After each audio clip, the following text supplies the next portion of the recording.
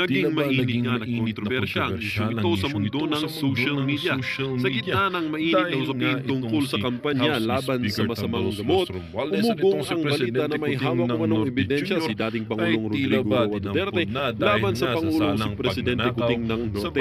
Ayon sa mga ulat, direktang tumutukoy ang nasabing ebidensya sa umano'y pagkadawit ni Kuting sa isyu ng paggamit ng iligal na pulburon, bagay na nagdulot ng matinding usap-usapan sa publiko. Bagamat walang opisyal na pahayag si Duterte tungkol sa detalye ng naturang ebidensya, maraming taga-suporta at kritiko ang nagbigay ng kani-kanilang opinyon sa social media. Ang ilan ay naniniwalang seryosong aligasyon, habang ang iba naman ay tinuturing itong bahagi lamang ng politikal na intriga. Samantala, nananatiling tahimik ang mga kampo ni Pangulong Kuting ukol sa isyong ito.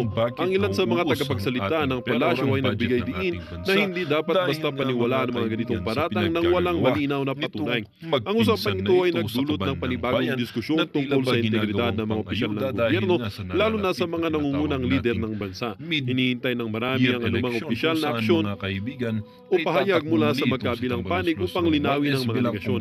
Habang wala ang konkretong ebidensya na nilabas sa publiko, nananatiling tanong ng bayan kung may katotohanan nga ba ang paratang na ito o isa lamang itong panibagong hamon sa administrasyon ni Pangulong Kuting Jr. Well, para nga sa kabuuang detalye at informasyon ay panoorin nyo na lamang ang buong video at huwag din kakalimutang mag-subscribe, lalong-lalo na kapag bago ka pa lamang sa ating channel para naman lagi kang maging updated sa mga balitang bago at maging aware ka rin sa kung anong nangyayari sa ating bansa. Ito na nga mga kaibigan, panoorin natin ang buong video.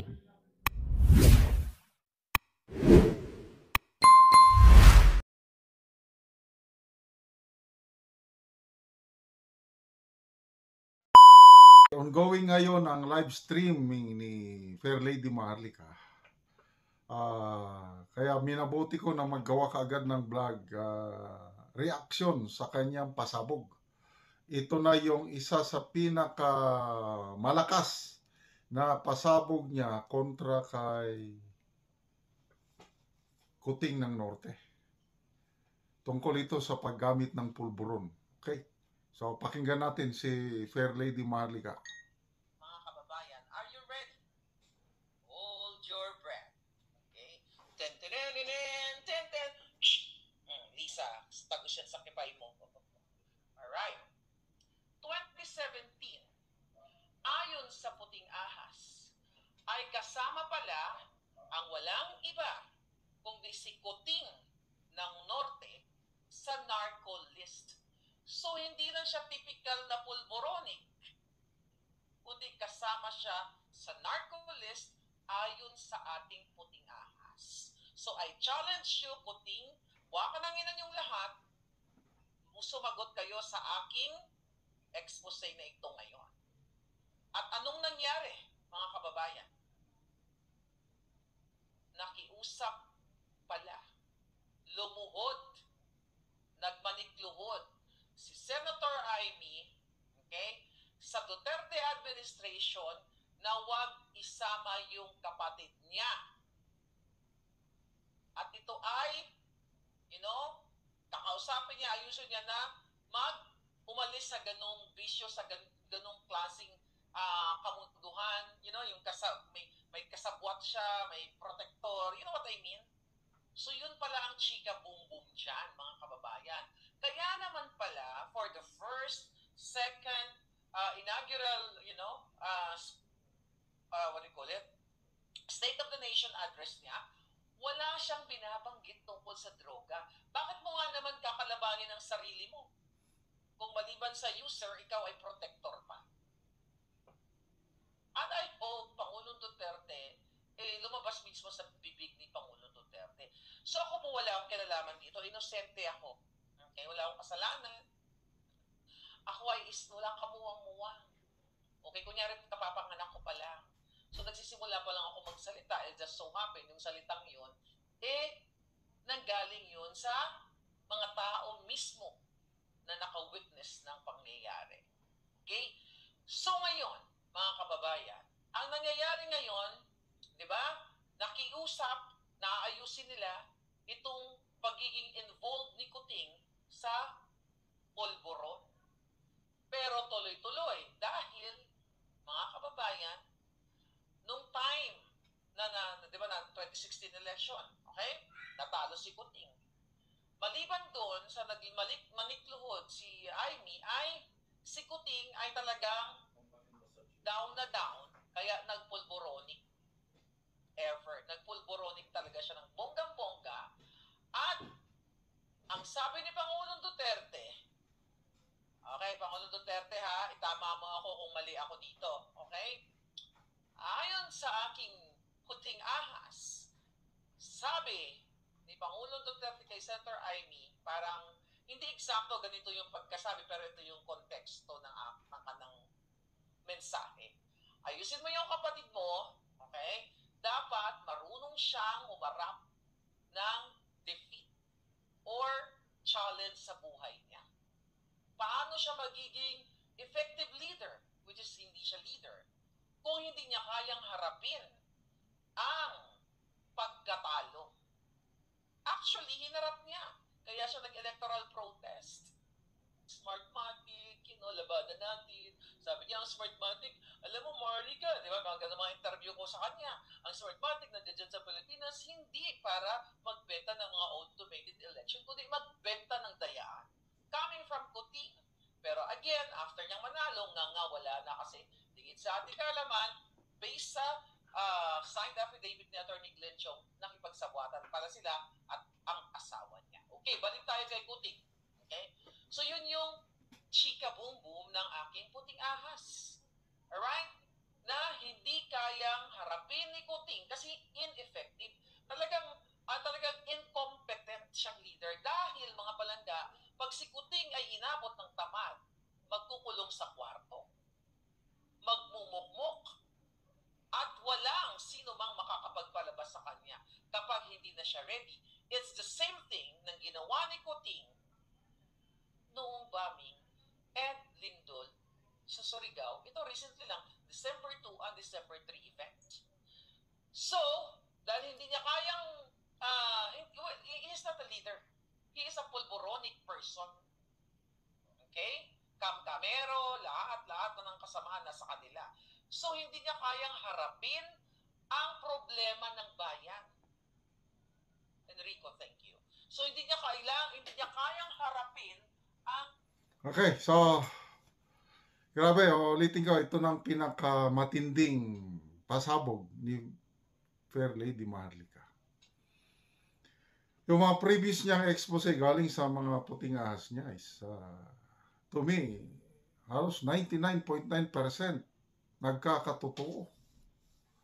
Kaya ito ngayon, report ng mga puting ahas na, grabe, diba, 2016, nanalo na si Tatay Digong on the campaign promise na eliminate niya ang drug problem sa bansa. So, nagkaroon ng narco-list, nag-submit ang mga FIDEA, PNP, law enforcement agencies, tapos may listahan. So, noong 2017, nandun na, kasama na si Kuting sa listahan. So, para lang malis, yun, lumuhod nagmakaawa si Senator Amy na tanggalin sa listahan at pinagbigyan naman with instruction na talagang mabait itong si PRRD. Sige, ayusin mo yung kapatid mo, turuan mo siya na humarap ng problema. Ganun ang pangyayari. Kaya pala, ngayon ko na lang naintindihan, nung nakipag-tie up na si BP Inday Sara kay BBM, mag-partner na sila sa Uniteam, kaya pala ayaw ni PRRD. Dahil meron na siyang record.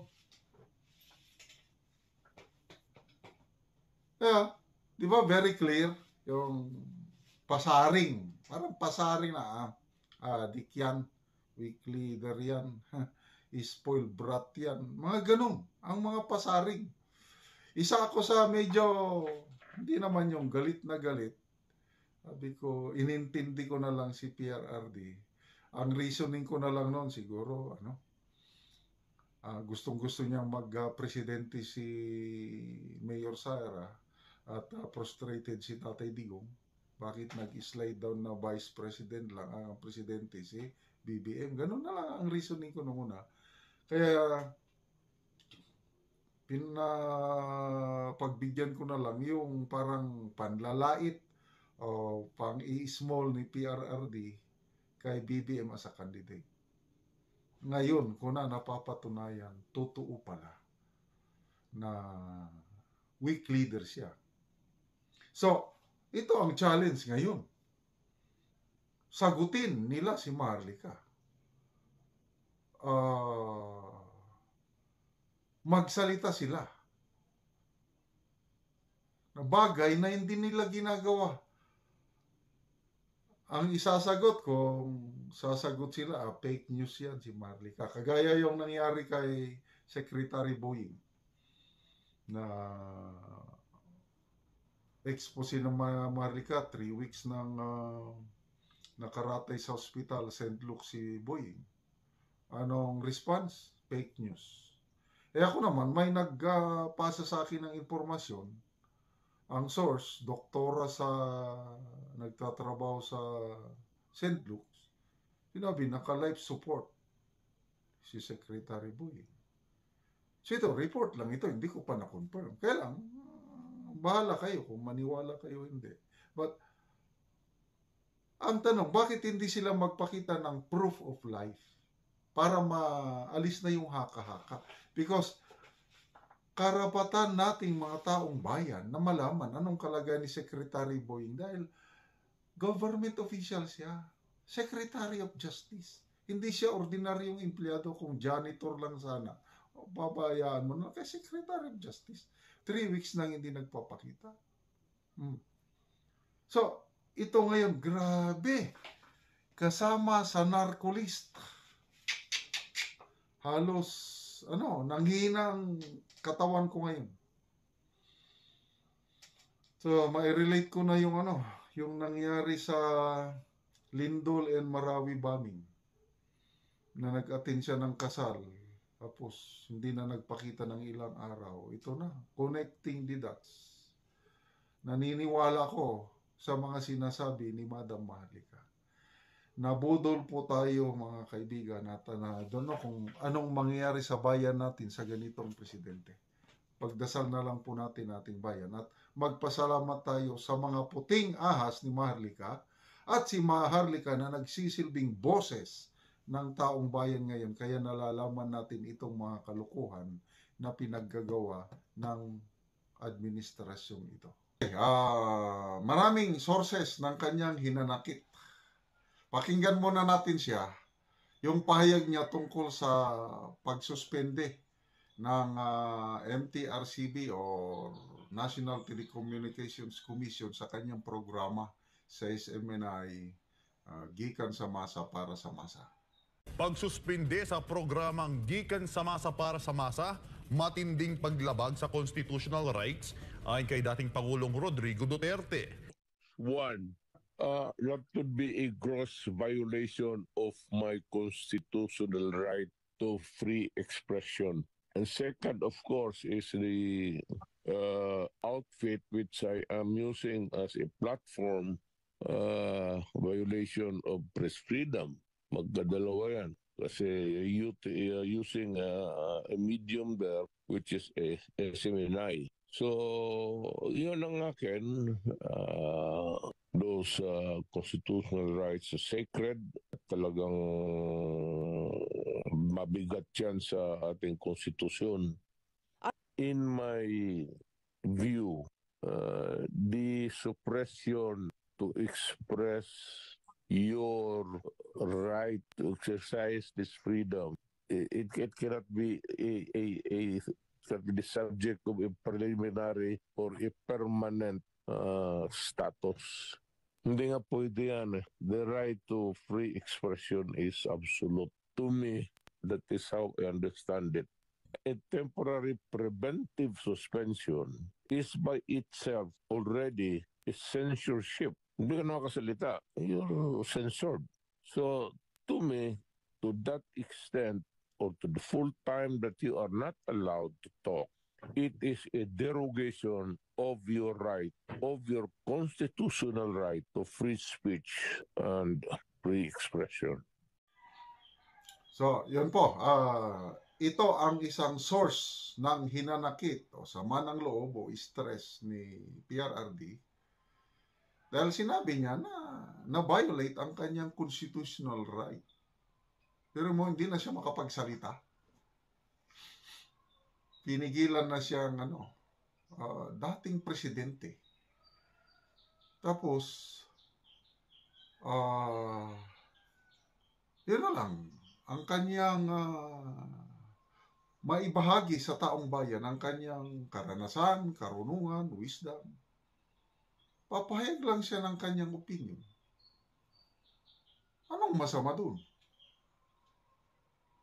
Hindi naman siya nagtawag na ang taong bayan mag-aklas na, mag-rebuild din na. Hindi naman. Masama ba yung sabi niya na ipa-audit ang inyong libro?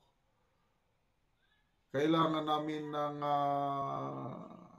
accounting sa pera ng taong bayan. Masama ba yun? Yung sinabi niya na Congress, the most rotten institution, opinion niya na yun. Free speech yun.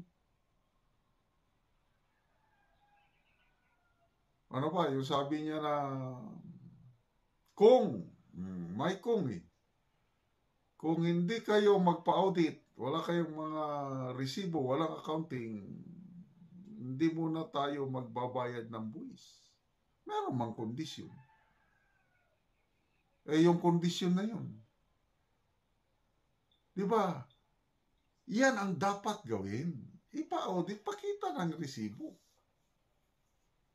So, yun, yung ginawa ng administrasyong ito na pag-suspende sa SMNI, talagang pag-violate po sa constitutional right, hindi lang ni Tatay Digong, kundi tayo. Sinusupil nila ang freedom of the press. So, tingnan nyo yung pananalita niya, medyo malungkot.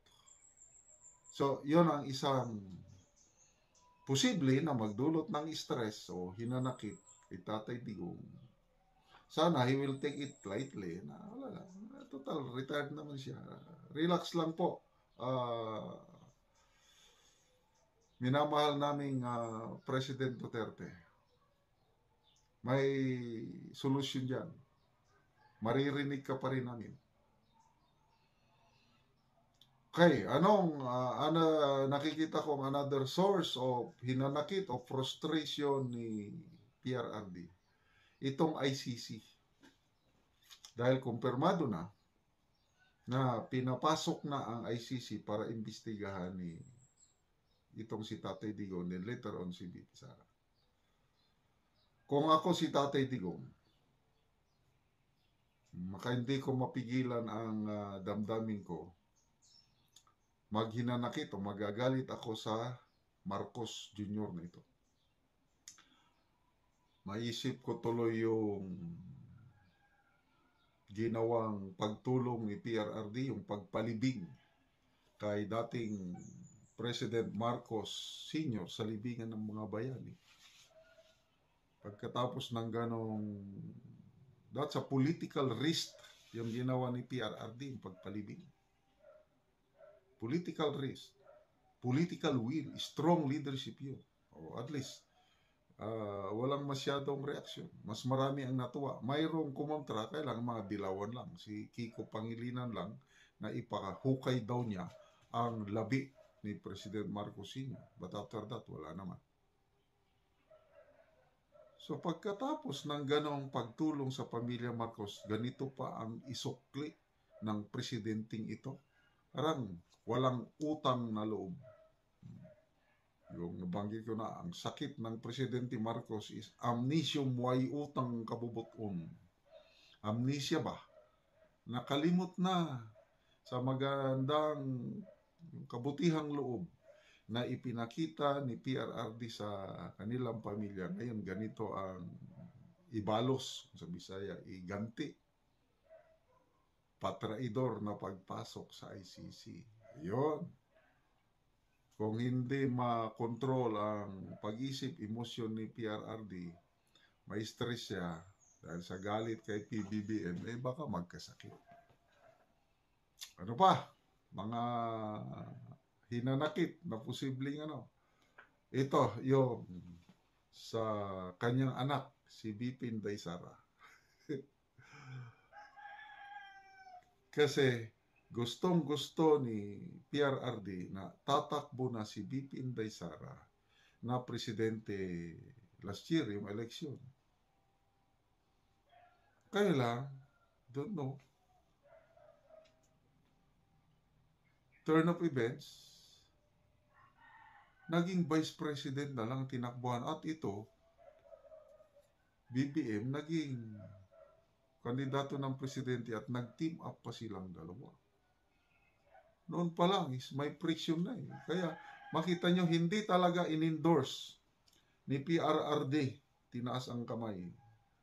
Yung PDP laban, nag-endorse sa party, but si presidente wala talagang personal na endorsement. Yun pala, alam na ni Presidente Duterte yung sinasabi niya ano yan, adik yan, Coca-Cola yan, pulburon yan, weak leader yan, alam na. Kasi itong latest na revelation ni Maharlika na kasama yang si BBM na yan sa narcolist ni PRRD noong 2017. Yung narcolist na yan nabubuo yung mga data ng NBI, PDEA, PNP, AFP, prinoprocess yan hanggang makakam up ng mga tao na involved sa droga. At yun, grabing pasabog ni Maharlika through mga puting ahas na kasama si BBM. Nagmakaawa lang, naglumuhod lang si Senator Amy, natanggalin siya sa lista na huwag ibulgar. At pumayag naman si PRRD dahil mabait eh. Dahil magkaibigan yung pamilya nila. Hindi na bulgar. So, yun. Kung ako si PRRD ngayon, nagkakagulo ng bayan. Bakit pa kasi itong si Inday Sara na hindi nakinig sa akin? O, kahit tayo. Marami akong comments na babasa. Sana si BP Sara na lang sana ang presidente ngayon, di ba? Wala sana tayong problema. Hindi sana umupo itong ganitong klaseng presidente, di baka mas maayos tayo ngayon. So yun po, isang posibleng hinanakit ni PRRD. Dahil hindi sumunod yung anak niya, BP sa Mayor Sara sa kanya at pinahintulutan itong ganitong klaseng kandidato si BBM na naging presidente. So, yun. Kaloko-loko tayo. Pwedeng another hinanakit ni PRRD itong si Senator Amy. Kasi nga, Senator Amy ang nagluhod-luhod nga, huwag niyong ibulgar, huwag tanggalin. No? Kung hindi nagload-load itong Amy na ito, kung binulgar na ni PRRD, pinangalanan niya na nga ito, kasama sa narcosis Ferdinand Marcos Jr. O kung na-highlight yun, na-exploit, di baka hindi siya presidente ngayon. So, those are all possible sources ng hinanakit yun. Baka nagsisi, nagmahay sa Bisaya. Si PRRD, bakit pinagbigyan niya si Senator Amy? Anyway, lahat po tayo may mga pagkakamali sa buhay. Ang lesson learned dito is kung may mga ganyang masamang pangyayari, just accept. Ako, ito yung natutunan ko sa buhay pag may mga ganyan na stressful moments, unexpected. Ang keyword ko is P-R-A-Y. Pray. But these are just acronym, P-R-A-Y. Pag may masamang nangyari, unexpected, may stress ako. Ang una kong gawin, pause. Alam mo na, huwag mo nang gumalaw. Kasi kung stress ka na, galit ka na, pag mag-action ka, most likely you will commit a mistake. Ako, pag galit ako, nagsasalita ako, wala na sa aking, later on repent o magsisi ako dahil may nabitawan akong hindi magandang salita dahil galit. Unexpected. Kaya the best thing to do is pause. Huminga. Ganon. So pause and then reflect. Tuloy-tuloy na yan. So dugtong-dug, reflect. Reflect, ibig sabihin, mamalandong o magmuni-muni. Pwedeng kausapin mo ng Panginoon, Lord, bakit nangyari ito? Ano ba? Bakit ganito? So, i-analyze, bakit nga nangyari? So, nag-iisip na. Pre-process na yung pangyari. Pause, reflect, and then accept. Kaya kung hindi mo matanggap yung pangyayaring gano'n, talagang hindi ka makakatulog. Acceptance is needed. Kung ano man nangyari, tanggapin. Dahil yung mga ganyang pangyayari sa buhay, hindi natin makontrol. Ang pwede nating makontrol, yung reaction natin, yung emotion, pwede nating makontrol. Kaya accept. And then why? Yield or surrender to God.